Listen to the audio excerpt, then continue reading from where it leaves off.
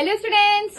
तो हम पढ़ रहे थे इंडियन इकोनॉमी हमारी फ्लैशबैक सीरीज में, और इंडियन इकोनॉमी में हमने चैप्टर स्टार्ट किया था कल रूरल डेवलपमेंट। तो आज हम उसी चैप्टर को आगे कंटिन्यू करेंगे। चैप्टर लेंदी है तो 3 पार्ट में कंप्लीट होगा। कल हमने एक किया, आज हम एक करेंगे और कल हम इस चैप्टर को कंप्लीट कर देंगे। तो आज हम पढ़ने वाले हैं जो हमने कल पढ़ा था, क्रेडिट नीड्स कितने टाइप की होती हैं। तो आज कौन कौन से सोर्सेज होते हैं क्रेडिट के, हम वो डिस्कस करने वाले हैं और एक आध चीजें डिस्कस करने वाले हैं। और वो चीजें क्या है तो चलिए उन्हें जानते हैं। आ जाइए, ज्यादा टाइम वेस्ट नहीं करेंगे। तो हम पढ़ने वाले हैं sources of rural credit. Rural credit कौन कौन से सोर्सेज है जहां से हमें रूरल क्रेडिट मिलता है।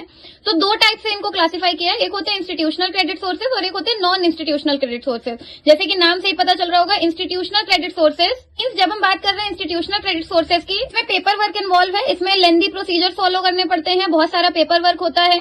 यही रीजन था कि जो इंस्टीट्यूशनल क्रेडिट सोर्सेज थे वो विलेजर्स को, रूरल एरिया में रहने वाले लोगों को ज्यादा समझ नहीं आते थे। पेपर वर्क बहुत ज्यादा होता है और वो लोग इतने ज्यादा पढ़े लिखे तो होते नहीं थे, इस वजह से।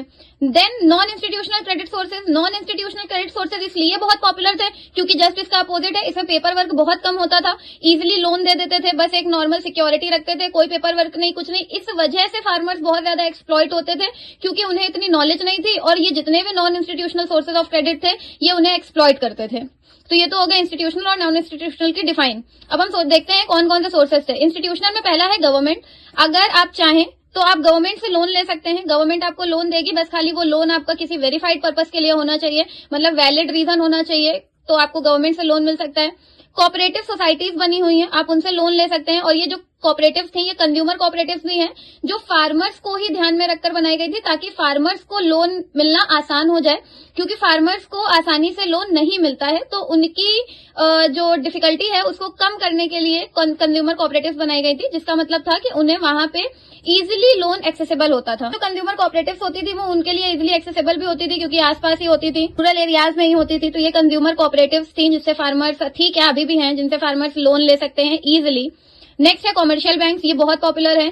सबसे फर्स्ट कॉमर्शियल बैंक जो हमारी कंट्री में आया था वो था एसबीआई, और एसबीआई का पर्पस था एग्रीकल्चरल सेक्टर में लोन प्रोवाइड करना, फार्मर्स को लोन देना, क्योंकि लोग किसी भी बैंक या किसी भी गवर्नमेंट इंस्टीट्यूशन पे ट्रस्ट नहीं करते थे, क्योंकि ईस्ट इंडिया कंपनी यही बोलकर आई थी कि भाई हम आपको प्रॉफिट करवाएंगे, आपकी कंट्री को आगे बढ़ाएंगे, बट ऐसा कुछ नहीं हुआ, उन्होंने हम पे रूल करना स्टार्ट कर दिया। इस वजह से लोग बहुत डरे हुए थे, वो ट्रस्ट नहीं करते थे। तो कॉमर्शियल बैंक में एक बैंक सरकार ने बनाया, उसका नाम था एसबीआई यानी स्टेट बैंक ऑफ इंडिया। तो स्टेट बैंक ऑफ इंडिया जो आज बहुत पॉपुलर है और हमारा कॉमर्शियल बैंक है, मोस्टली सभी के अकाउंट होते हैं उसमें, वो एक्चुअली एग्रीकल्चरल सेक्टर में डेवलपमेंट के लिए आया था। बट जैसे जैसे पब्लिक का ट्रस्ट बढ़ा, जैसे जैसे पब्लिक ने बैंक्स पे ट्रस्ट करना स्टार्ट किया, लोगों में सेविंग हैबिट जनरेट होना स्टार्ट हुई, तो गवर्नमेंट को समझ में आया कि लोगों के लिए एक नॉर्मल जनरल बैंक होना चाहिए जो पब्लिक से डील करे। तो वो एसबीआई जो था वो पब्लिक से डील करने वाला बैंक बन गया, यानी उसके मेजर फंक्शंस 2 हो गए, एक डिपॉजिट एक्सेप्ट करना और एक लोन ग्रांट करना। और इसी को देखते गवर्नमेंट ने एग्रीकल्चर के लिए दूसरे बैंक्स बना दिए जिनका नाम दिया आरआरबी यानी रीजनल रूरल बैंक्स। ये बैंक्स आज भी हैं और ये सिर्फ और सिर्फ रूरल एरिया में, रूरल सेक्टर में ध्यान देते हैं। रूरल सेक्टर की ग्रोथ कैसे करनी है, फार्मर्स को किस तरीके से कोऑपरेट किया जा सकता है, ये फार्मर्स को कोऑपरेट करते हैं। तो जो रीजनल रूरल बैंक्स हैं ये स्पेशली फार्मर्स के लिए और एग्रीकल्चर सेक्टर को ग्रो करने के लिए बनाए गए हैं।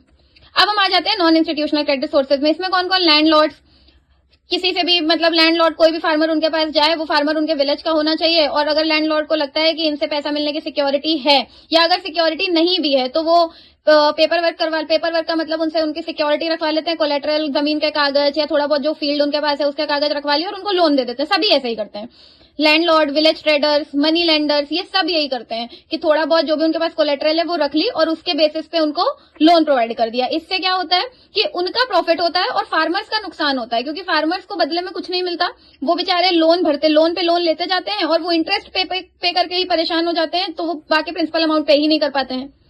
तो इस तरीके से नॉन इंस्टीट्यूशनल क्रेडिट सोर्सेज जो होते हैं वो प्रॉफिट में रहते हैं। अब हम देखते हैं रीजनल रूरल बैंक्स क्या होते हैं।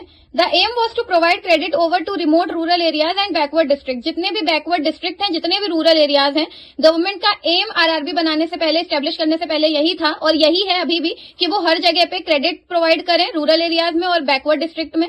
These banks focusing on credit needs of weaker sections of rural population। Rural areas की जो भी पॉपुलेशन है उनमें जो वीकर सेक्शंस हैं उनको आप कितना ज्यादा फैसिलिटेट कर सकते हो, फाइनेंस कर सकते हो, इसे ही हम बोलते हैं सोर्सेज ऑफ रूरल क्रेडिट या रीजनल रूरल बैंक का यही मोटिव था।